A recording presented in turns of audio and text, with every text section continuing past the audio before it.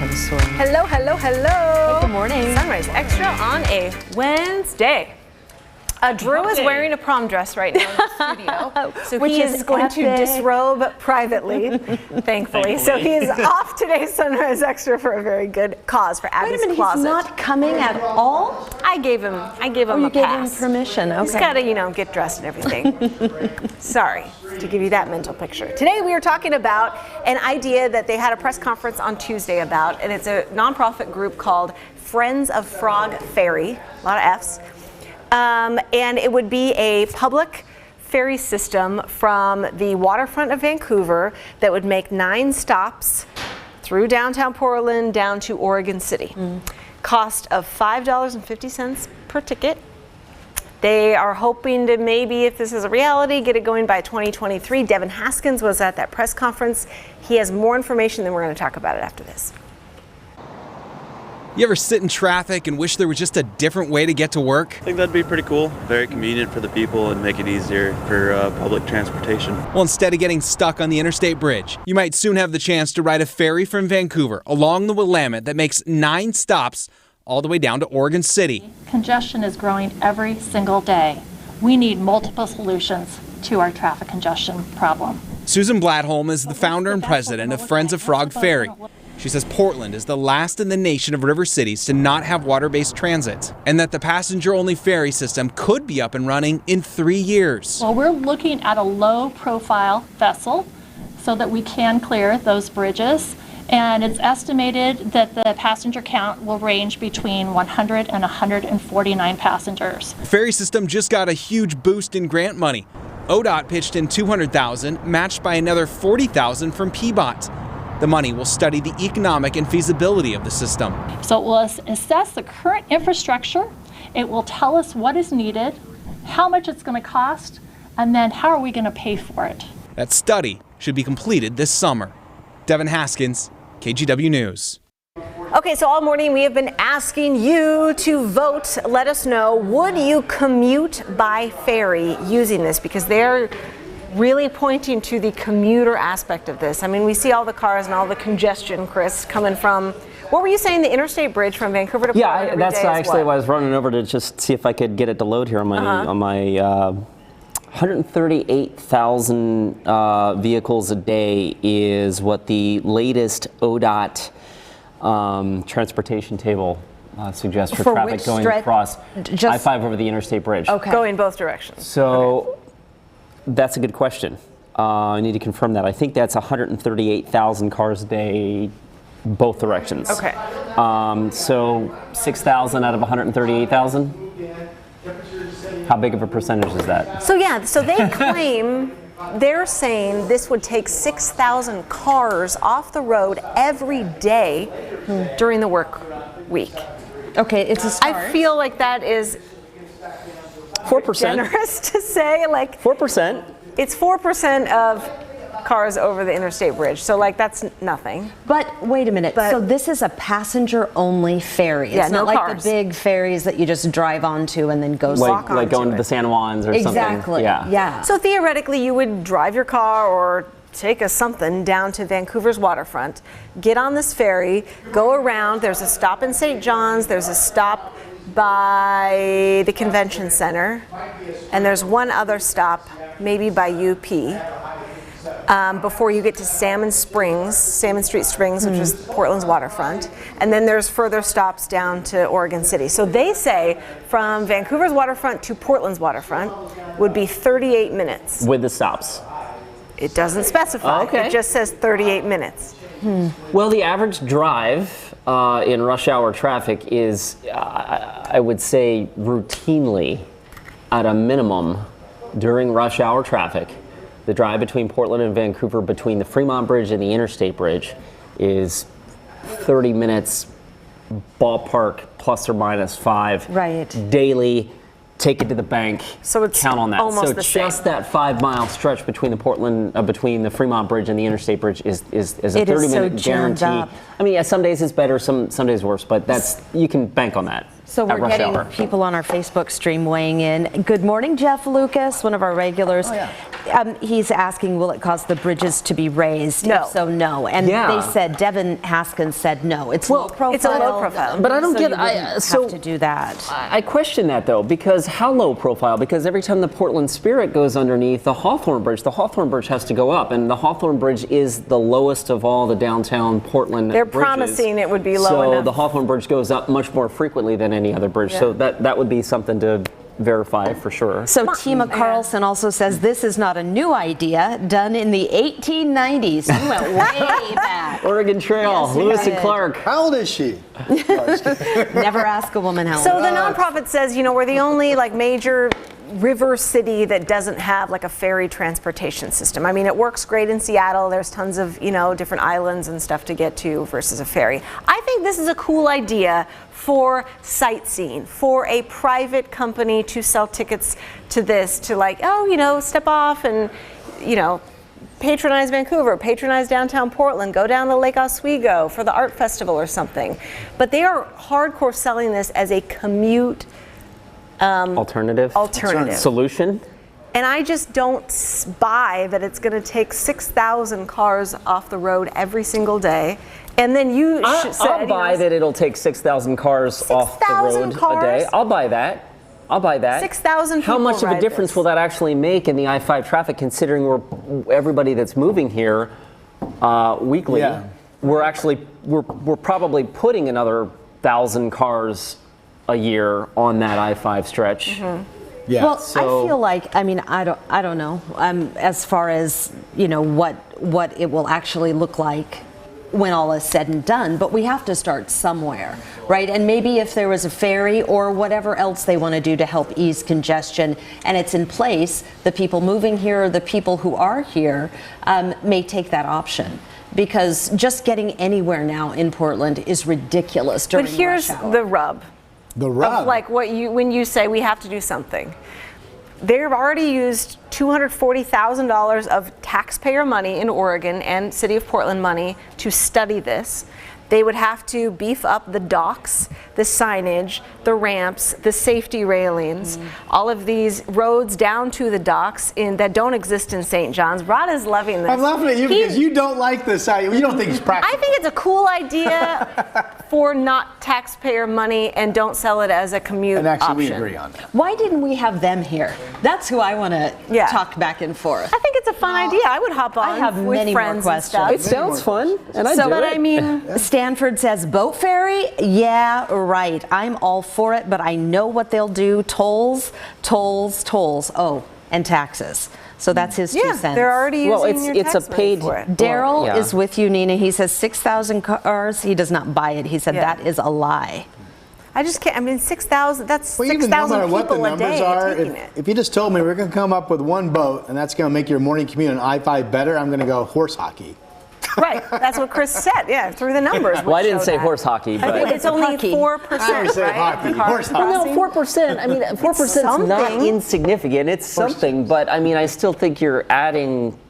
I mean, we're adding more traffic on I-5. I-5's terrible. If you're going to save, if it's going to save you time, and it's convenient. If you can, Put Max. if you know, can, over well, the yeah. river. I mean, that's. And even Max Rider. That's why, like, we're using all this taxpayer money, and Max ridership has gone down almost every year that they've studied it, and we're spending, like, millions on that. So Ryan Moon on our Facebook stream, good morning, says, it seems it would really only be beneficial to people who work just off the Willamette, including wherever they would dock the ferry. Otherwise, you'd have to deal with all the pedestrian laws, time, and possibly walking in a bad part of town, which can sometimes be worse than traffic. However, the price seems fair, and it would be kind of cool just to ride. For like a $5 ticket. And yeah, I mean, how are you getting? So that's $11 You've got a day point B to C to get figured home. out. How do you get A to B and C to D? As in, that's not your prime. That's not getting you door to door. So No, you're And walking, that's what you're taking Karen the Sloan Max. says that's exactly it. I wonder if they addressed that in the press conference and it didn't make it into Devin's story.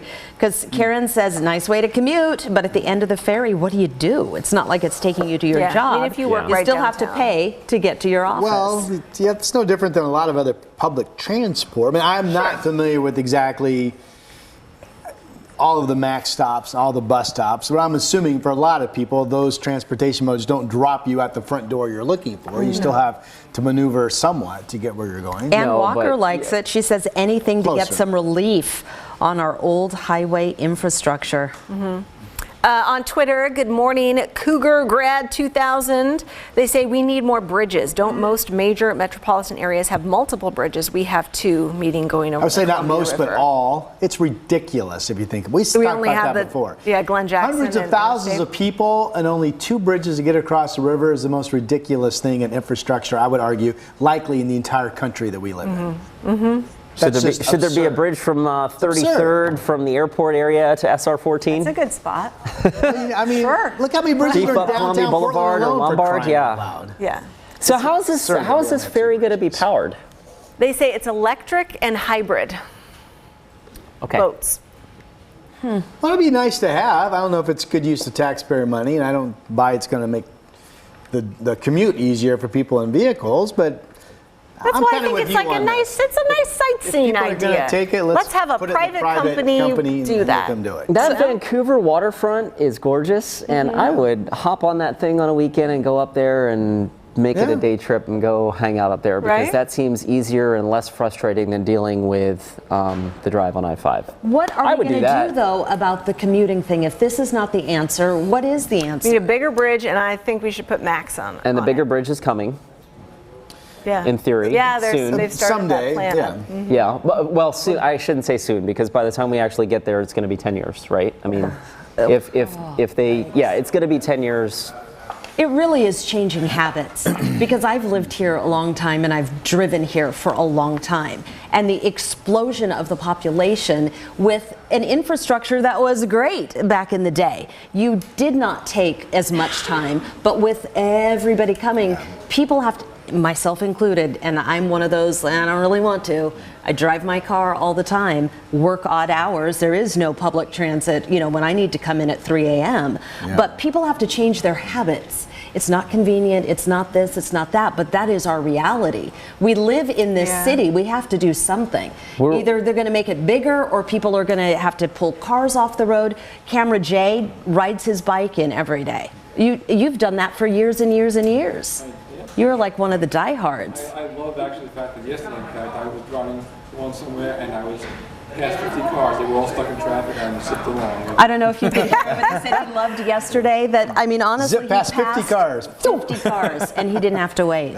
Yeah, well. But not everybody can cycle, and not everybody can. I'm not cycling. Walk, ride. Well, no, I mean not everybody I is know. capable. Right. You are Oh, more sure, than capable. sure. Jeff I am. Lucas, I totally disagree with you. Oh, I usually tell us do. what Jeff He says. says there's not bad traffic on the weekends. Dude, I would like to travel where you travel. Oh, Where? Because it is my like, goodness. bleh. Yeah, I don't know. I'm like, it's Sunday morning. Why is everybody Why is out? I-5 over the interstate bridge bad in the weekend? Yeah, wow, wow, When I go wow. skiing, when I leave my house, when I go skiing on the weekends, 6 o'clock.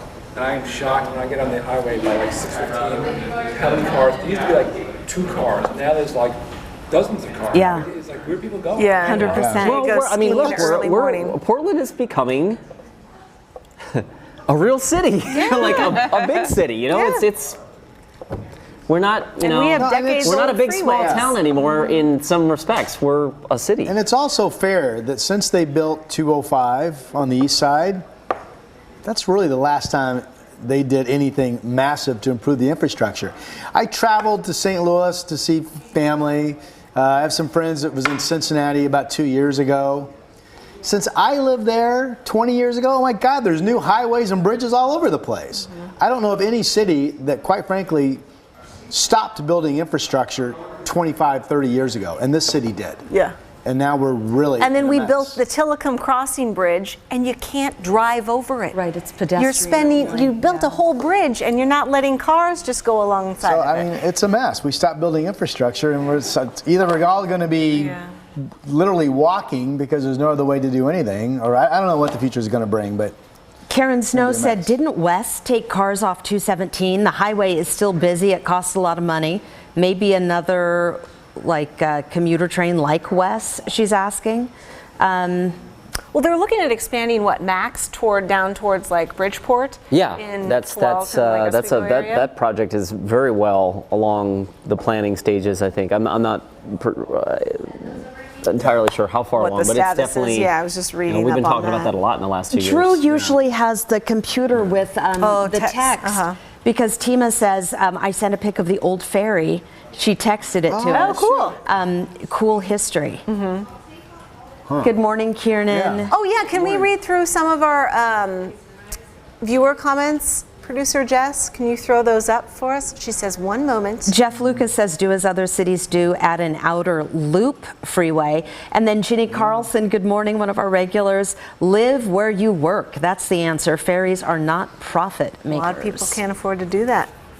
A lot No, of that's people. very true, too. Yeah. I mean, I do think eventually max numbers will probably go back up to the point I think Nina made that, or you made, somebody made, that numbers show that max numbers have actually come down. But at some point, as traffic continues to get worse, to Chris's point of the people that move here every week, I got to believe those max numbers are going to start going back up. Tracy Bishop Yerman, good morning, says, we will need something when they decide to replace the I-5 bridge. Debbie Tompkins says no. Okay, let's throw up some of those comments that you guys have been sharing. Here's that the old picture that she ferry. posted of the old ferry. That's really pretty. Yeah. I wonder where that was taken. It's a fun old photo. Aaron says, I use the Canby ferry often and I love it. I don't know how often I'd use it as I live in Oregon City and commute south for work, but maybe for trips into downtown. Miguel says a gondola would be better. Oh, I like that. Yeah. That's the best idea of the morning. Having ridden the ferry system in New York, I love the idea. Yes, please. Tim, just another screwball nonprofit idea that won't reach its goals and will cost taxpayers lots of money. How about building a second deck on the freeway all the way to Vancouver, and then we don't have to widen the freeway. We just build a double-decker bridge all the way to Vancouver, and that way we've created a northbound lane up top and a southbound lane down below, and there we just doubled our capacity without having to make the footprint bigger. Oh my gosh. Hey, I'm listening. You got my attention. I mean, that might be, I don't know. The thing with I like taking Max. Like when we had our little work party the other weekend, we left the car at home. We took the TriMet bus to the Max station and rode the Max downtown. So it was just daylight and it was fun. You were going to be drinking a lot, weren't you? Well, it's some drinks. Wow, called out. I'm teasing. We took an Uber home that night, but it's like safety issues on the Max freaked me out. Yeah. And I mean, so is that if there were maybe turnstiles or more like visible security, like it It's would so make interesting me 'cause feel better. I'm with about you. it. I think we're in a little bit different situation because you've been on TV for a long time and I've been on TV for a long time, yeah. and you get all kinds of interesting stuff that happens sometimes, specifically when you're on something like that on public transit. But my daughter does not have her license. She's 21. She takes the bus and Max and everything else all over the place. And I would say that she's had a very, very, very, very few incidents that would make her uncomfortable. So I think when we report on them, because of what we do, we pick out all the things that happen. But her experience over the last several years, getting to work and commuting in is totally fine. She does not feel freaked out at all. That's good to know. Maybe I'm just, I mean, I think we are. I think hyper, we're- looking around at everything. Same. So it's an interesting issue. We'll keep covering it. So again, they're using this $240,000 of ODOT and PBOT money to study the feasibility, what would it take construction-wise for the docks, all that stuff. We'll see what happens. Tomorrow's Keep you question, updated. why does it take $240,000 for a flippin' study? We could do it for half Give that, me some couldn't we? buddies and some beers and Six-pack of cigars and beer. pizza. Bye, you guys. See you Don't tomorrow. even. We'll knock it out. Don't even.